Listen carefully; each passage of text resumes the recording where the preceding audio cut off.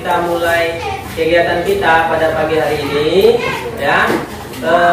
Alangkah baiknya kita mengawali materi kita hari ini dengan membaca doa, ya. Untuk membaca doa dipimpin oleh ketua kelas Vincent. Silakan Vincent. Semua siap berdoa, mulai.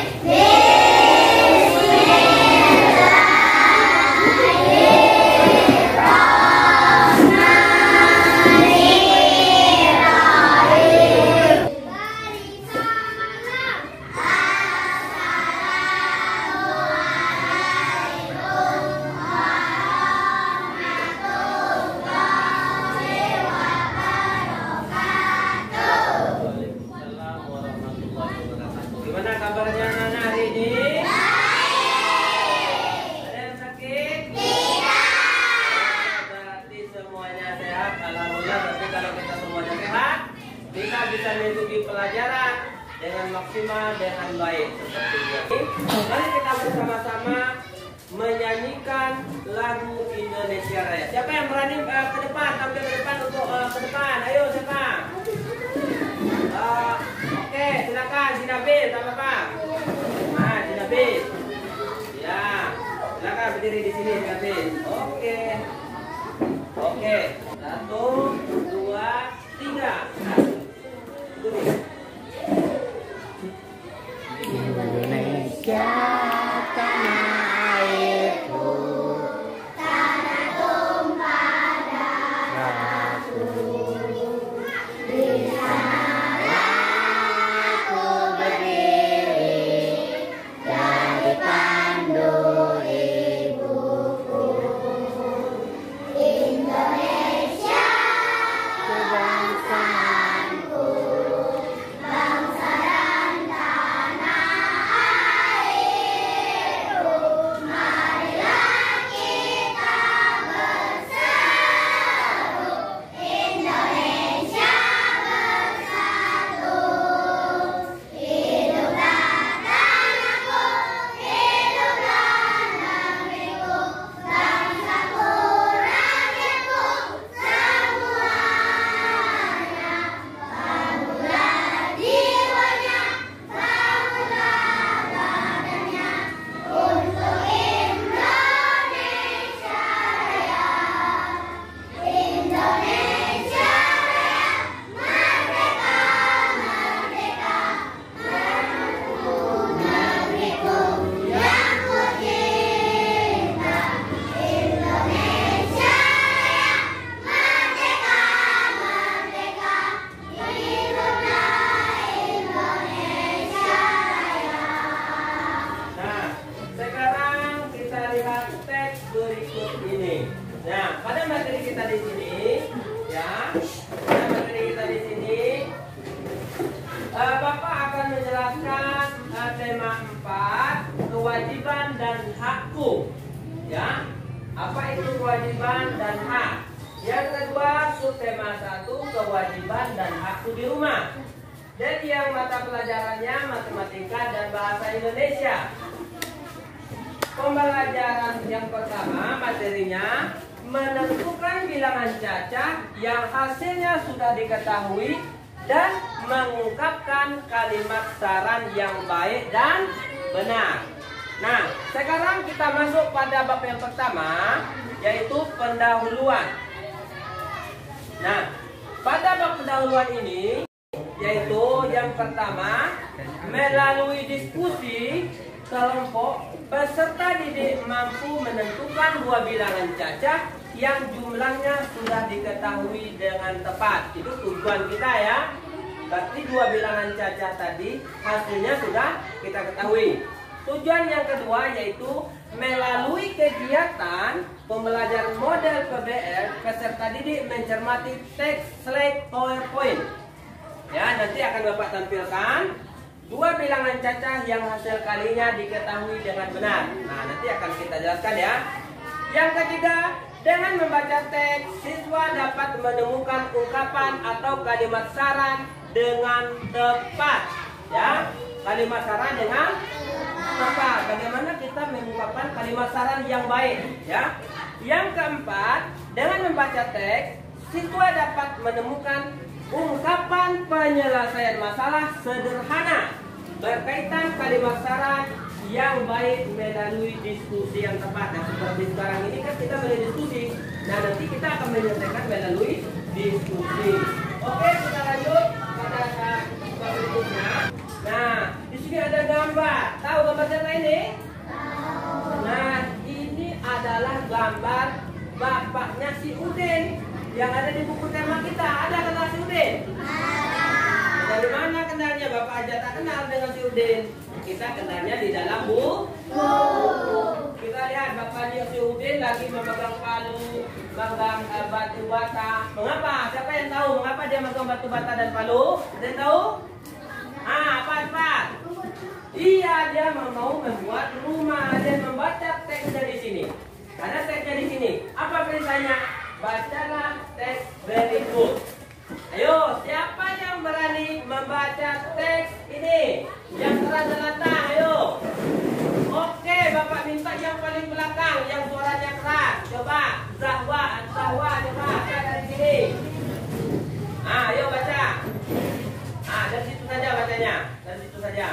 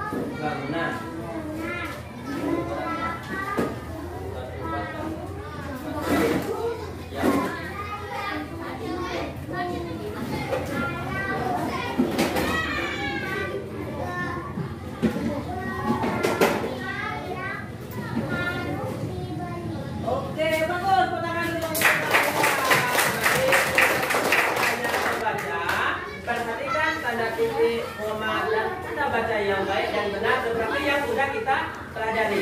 Paham? Nah, oke, kita sudah membaca agar kita lebih semangat. Ya, ada yang ngantuk di sini? Ada yang ngantuk? Oke, kalau tidak sekarang mari kita bernyanyi tangan di atas, satu tangan kiri, satu tangan kanan. Oke, semuanya berdiri.